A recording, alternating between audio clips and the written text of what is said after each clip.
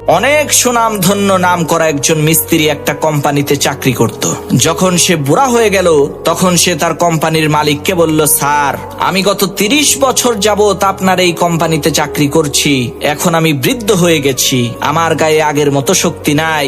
এখন আমি চাই অবসর নিতে আর বাকি সময়টুকু পরিবারের সাথে কাটাতে। তখন সেই কোম্পানির মালিক বলল, ঠিক আছে, কোনো সমস্যা নাই, তবে আপনি আমাকে শেষ একটা কাজ করে দিবেন। একটা ঘর তৈরি করতে হবে, এই কাজটা করার পরেই আপনার ছুটি। তখন সেই মিস্ত্রি মালিকের মন রক্ষা করার জন্য তার অনিচ্ছা সত্ত্বেও সেই ঘর তৈরির কাজ শুরু করে দিল। কিন্তু সে মনোযোগ দিয়ে কাজ না করার কারণে তার সর্বশেষ তৈরি করা ঘরটা মোটেও সুন্দর হলো না।